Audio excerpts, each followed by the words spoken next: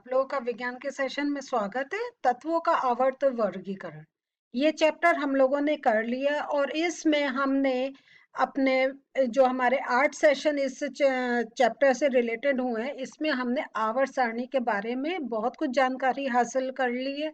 कैसे जो हमारी आधुनिक आवर्त सारणी है वो कैसे बनी, इससे पहले किन किन वैज्ञानिकों ने इसमें योगदान दिया था, और जो आप हमारी आधुनिक आवर्त सारणी है, जो मॉडर्न पीरियोडिक टेबल है, इसमें तत्व जो है वो तत्वों को कैसे उन डिफरेंट ग्रुप्स और पीरियड्स में हम लोगों ने रखा है। उनकी जो हमारा एटॉमिक नंबर होता है उससे हमें पता चल जाता है कि उसमें कि वो कितना उनकी संयोजकता है, उन वो ऋण आवेशित होंगे या धनावेशित उनके गुण रहेंगे, ये सब हम लोगों ने जान लिया है। आज के सेशन में हम लोग प्रश्न और उत्तर कर रहे हैं और इसके बाद वाला भी सेशन थोड़े से प्रश्न और उत्तर का करेंगे, जिसमें हम ये देखेंगे कि जब हमसे पीरियोडिक टेबल से रिलेटेड जब कोई प्रश्न पूछा जाता है तो हमें कैसे उसका उत्तर देना है, और कैसे ये जो हमें पीरियोडिक टेबल है कितना हमें एक अपना उसका समझ लेना है कि बिना वो सामने रखे हम अपने ही ध्यान से उन क्वेश्चंस का आंसर दे सके। चलिए पहला प्रश्न स्टार्ट करते हैं। मेंडलीव की आवर्त सारणी का उपयोग कर निम्नलिखित तत्वों के ऑक्साइड के सूत्र का अनुमान कीजिए। पोटेशियम, कार्बन, एल्युमिनियम, बेरियम के बारे में ये पूछ रहे हैं। तो हम लोगों ने देखा था कि जो जब आवर्त सारणी की जब हम बात कर रहे थे तो हमने देखा था कि जो हमारे वैज्ञानिक थे उन्होंने जब तत्वों को ग्रुप कर रहे थे तो उनका वो एक ये भी ध्यान जा रहा था कि जब जो तत्व हैं उनके ऑक्साइड किस रूप में बनते हैं, और उसमें क्योंकि जो ये है एक तो जल के साथ अभिक्रिया पर ध्यान दिया था और एक ऑक्सीजन के साथ अभिक्रिया पर ध्यान दिया था। तो यहाँ पे सबसे पहले मैं चाहूंगी कि आप इस पीरियोडिक टेबल को ध्यान से देखें। देखिए अभी तक जो हम लोगों ने देखा था कि हम ग्रुप से, पीरियड से हम पहचान लेते हैं कि इनका क्या वैलेंसी होगी, क्या संयोजकता होगी, ऐसी हम इनके ऑक्साइड को भी पहचान लेते हैं। तो जो पहला ग्रुप का होगा उसके ऑक्साइड का जो फॉर्मूला होगा वो ये आपके सामने है। दूसरा, तीसरे ग्रुप का, चौथे ग्रुप का। तो आप ये देख रहे हैं कि जैसे हम इसके फॉर्मूले आराम से पहचान सकते हैं कि इनके फॉर्मूले कैसे रहेंगे जब ये वाले जो तत्व हैं ये ऑक्सीजन के साथ रिएक्शन करेंगे। तो हमने ये देखा है कि जो ये पोटेशियम जो है, के क्या है, पोटेशियम, मेंडलीव की आवर्त सारणी के प्रथम ग्रुप में है। कहाँ है, याद है आपको, ये है पोटेशियम, ये पहले ग्रुप में है। और पहले ग्रुप का जो हमने यहाँ पे फॉर्मूला देखा था वो क्या है, R2O। तो यहाँ ये जो R है ये तत्व के लिए कॉमन लिखा है, तो यहाँ पे अगर H होगा तो H2O बन जाएगा। आपका ये लिथियम Li होगा तो Li2O बन जाएगा। सोडियम है तो Na2O बन जाएगा। हम पोटेशियम की बात कर रहे हैं तो इसके ऑक्साइड का फॉर्मूला आ जाएगा K2O, क्योंकि ये जो हमारा पोटेशियम है ये पहले ग्रुप में, और इसके ऑक्साइड का जो फॉर्मूला होता है वो क्या होता है, K2O। ये जो हम फॉर्मूले बनते कैसे बनते हैं, हम ये वैलेंसीज को इंटरचेंज करके तब हम इनके फॉर्मूले बनाते हैं। तो यहाँ पर ये देखें कि जब पोटेशियम ऑक्सीजन के साथ जब इसकी अभिक्रिया होगी तो हम फिर उसके वो देखेंगे बॉन्डिंग कैसे बन रही है, और उसके अकॉर्डिंग हम वो एक फॉर्मूले को पता करते हैं। तो यहाँ पे देखिए ये कितना एक इजी हो गया। अगर आपने ऐसे सोच लिया कि फर्स्ट ग्रुप का है, इसका जो ऑक्साइड का जो जनरल फॉर्मूला है वो R2O है, तो फर्स्ट ग्रुप में जितने भी आपके तत्व हैं इनके ऑक्सीजन के साथ का आपके सामने फॉर्मूला तैयार है। चलिए आगे हम कार्बन का देखते हैं। कार्बन कौन से ग्रुप में आ गया, कार्बन आ गया फोर्थ ग्रुप में, है ना। फोर्थ ग्रुप में ये है कार्बन। इसका क्या हो है, इसका जो फॉर्मूला बन रहा है ये बनता है RO2। तो इसलिए जो हमारा ये चौथे ग्रुप में, और चौथे ग्रुप का जो एक जनरल सूत्र है वो है RO2। तो R की जगह हमने क्या रखा, C और O2। तीसरा देखते हैं, अब हम एल्यूमिनियम का देख रहे हैं। एल्यूमिनियम कौन से ग्रुप में है, पहचानिए। एल्यूमिनियम थर्ड ग्रुप में है। तो ये जो नाम मैं बोल रही हूँ ये आपको, ये बहुत जनरल, केमिस्ट्री पढ़ेंगे तो ये आपके नाम बहुत सामने आएंगे। एल्यूमिनियम है, आयरन है, कार्बन है, तो आपके एकदम टिप्स पे आ जाना चाहिए। कार्बन फोर्थ ग्रुप में है, एल्यूमिनियम थर्ड ग्रुप में है, सोडियम फर्स्ट ग्रुप में है। तो ये थोड़ी सी आपको प्रैक्टिस कर लेनी चाहिए। जैसे सेवेंथ ग्रुप है, उसमें हम एकदम फ्लोरीन, क्लोरीन, ब्रोमीन, आयोडीन, हमारा ऐसे ये है, ये हमारी गैसेस हैं और इनका तो ये सेवेंथ ग्रुप पे है। तो ऐसे हमें एकदम हमारी ये चीजें थोड़े आपको प्रैक्टिस करनी चाहिए और टिप्स पर आपके आ जानी चाहिए कि आपसे पूछे और आपका आंसर निकले। तो अब हमारा थर्ड ग्रुप में का जो बनता है फॉर्मूला, उसका जो जनरल फॉर्मूला है वो है R2O3। इसलिए R की जगह हमने क्या रखा, हम एल्यूमिनियम, क्योंकि हमसे एल्यूमिनियम का पूछा गया, Al2O3। तो हम जानते हैं कि एल्यूमिनियम की वैलेंसी कितनी है, 3, और ऑक्सीजन की 2 है ना। तो बस अब वो आपकी इंटरचेंज कर दी। और ये कैसे वैलेंसी चेंज करके आपके फॉर्मूले बनते हैं, ये आप जब आप 11th में आएंगे तब इन चीजों को और डिटेल में सीखेंगे। तो अभी आपके लिए ये, अगर आपने ये चीज सीख ली तो इससे ही आपके जो इस चैप्टर से रिलेटेड आंसर्स हैं वो आप बहुत आसानी से दे सकते हैं। अब बेरियम, बेरियम कौन से ग्रुप में है, बेरियम सेकंड ग्रुप में है। तो यहाँ पे देखिए बेरियम, तो ये सेकंड ग्रुप में है, तो इसका जो फॉर्मूला बनता है वो सिंपल RO। तो RO मीन्स BaO। तो यहाँ पे याद रखें R क्या है, ये मतलब ये जो हमने R करके लिखा तो इसको हम लोग जनरली कहते हैं एक जनरल फॉर्मूला, कि एक हमने कॉमन फॉर्मूला रख लिया। अब R जो हमें मेटल का या धातु का नाम देना है वो हम इसके साथ अटैच कर सकते हैं, R को हटा के उस धातु का सकते हैं।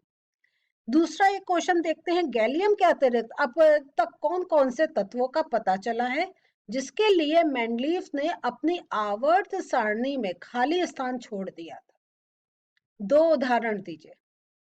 तो मेंडलीफ आपको याद है, जब हमने मेंडलीफ की आवर्त सारणी के बारे में बात करी थी तब हमने ये डिस्कस किया था कि मेंडलीफ ने बीच में थोड़े से जगह छोड़ दी थी, क्योंकि उसको ये एक ज्ञात हो गया था कि जो अगर वो जो कुछ मेटल्स जो उसको धातु या तत्व पता चले थे कि ये जो गुण आ रहे हैं इनके बीच में कुछ ऐसे और गुण के भी तत्व हमें मिल सकते हैं। और क्योंकि लगातार हम उस समय नए तत्व वैज्ञानिकों को मिल रहे थे, इसलिए मेंडलीफ ने वो जगह छोड़ दी थी। और मैंने, आपको याद होगा, मैंने स्पेशल मार्क करके अपने पीपीटी में आपको वो चीज दिखाई थी। तो गैलियम के अतिरिक्त स्कैंडियम और जर्मेनियम, ये 2 अन्य तत्वों का पता चला जिसके लिए मेंडलीफ ने अपनी आवर्त सारणी में खाली स्थान छोड़ दिया था। तो ये तो आपको थोड़े नाम याद करने पड़ेंगे और कुछ चीजें समझनी पड़ती हैं, कुछ चीजें याद भी करनी पड़ती हैं। अब उत्कृष्ट गैसों को अलग समूह में क्यों रखा गया, नोबेल गैसेस को? अब इसका आंसर बिल्कुल आपको, हम लोग इस चीज को डिस्कस कई बार कर चुके हैं। चलिए इसको उत्तर में कैसे देंगे वो देखते हैं। उत्कृष्ट गैसों को अक्रिय गैस भी कहा जाता है ना। अक्रिय गैस इसका मतलब क्या हुआ, वो किसी के साथ अभिक्रिया नहीं करती हैं। Very good. चूंकि अक्रिय गैस जो है वो हाइड्रोजन तथा ऑक्सीजन के साथ भी प्रतिक्रिया नहीं करती हैं, अतः प्रतिक्रिया करने की क्षमता को मूल गुणधर्म मानते हुए उत्कृष्ट गैसों को एक अलग समूह में रखा गया है। क्योंकि देखिए अभी जब मैंने पहला ही प्रश्न करा था उसमें हमने यही कहा था कि जब ये धातुओं को या ये जो तत्वों को एक आवर्त सारणी में रखा जा रहा था तो इनका ऑक्सीजन और हाइड्रोजन ये जल के साथ कैसे अभिक्रिया हो रही है और किस प्रकार के यौगिक बना रहे, उसके पर आधारित इन तत्वों को जब उनका डिस्ट्रीब्यूशन करा गया था तो इस बात का भी ध्यान दिया गया था। अब जो अक्रिय गैस है वो हम जो है उनको अक्रिय गैस क्यों कह रहे हैं, क्योंकि वो किसी के साथ अभिक्रिया नहीं कर रही हैं। वो अभिक्रिया क्यों नहीं कर रही हैं, क्योंकि उनका वो ऑक्टेट पूरा है, उनको ना तो कोई इलेक्ट्रॉन देने हैं ना कोई लेने हैं। तो इसलिए जब वो मतलब उनका ऐसा पूरा है कि जो सिंपल एक ऑक्सीजन के साथ अभिक्रिया वो तक नहीं हो सकती है, इसलिए उनको एक बिल्कुल अलग समूह में रखा गया। एक और हम प्रश्न देख रहे हैं, मेंडलीफ ने अपनी आवर्त सारणी तैयार करने के लिए कौन सा मापदंड अपनाया? ये मैंने आपको पहले भी बताया था कि ये प्रश्न बहुत पूछा जाता है, तो अब आपको याद हो गया होगा। उसने परमाणु द्रव्यमान के बढ़ते क्रम में व्यवस्थित किया था अपने तत्वों को। तो आप देखिए परमाणु द्रव्यमान और जो हमारी आजकल आधुनिक आवर्त सारणी है वो परमाणु क्रमांक। तो ये दोनों डिफरेंस याद रखिए।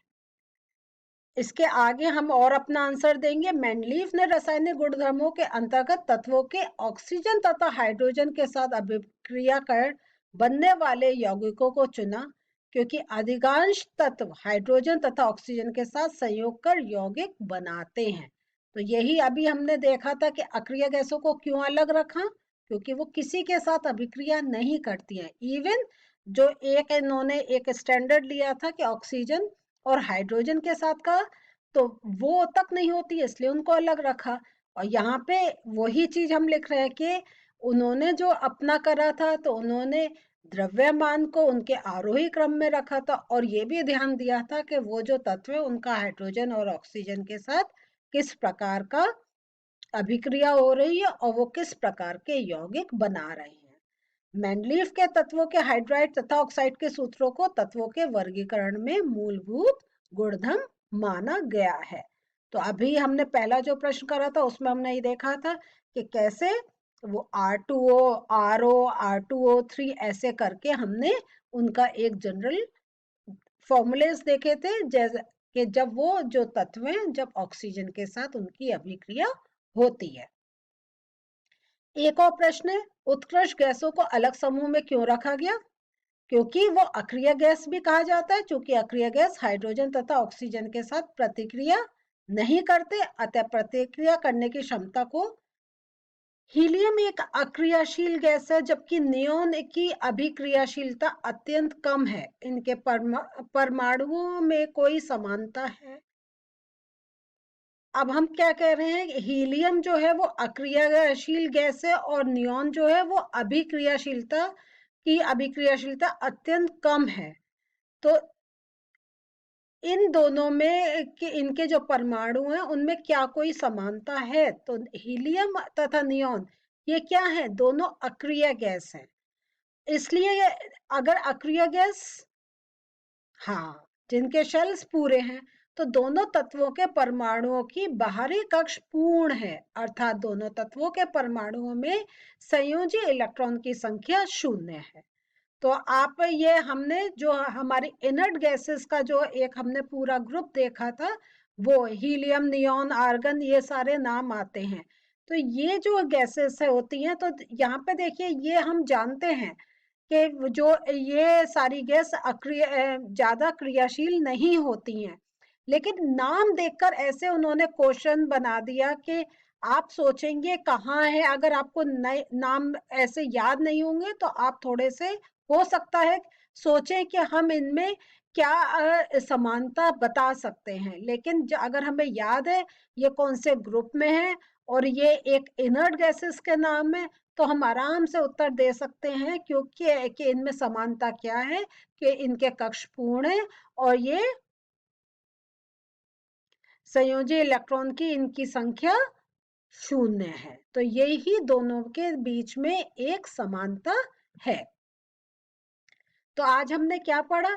आज हमने प्रश्न और उत्तर से देखा कि जो चीज हम पढ़ते हैं वो कैसे हम जब उनके ऊपर प्रश्न पूछे जाते हैं तो हम उनके उत्तर दे सकते हैं।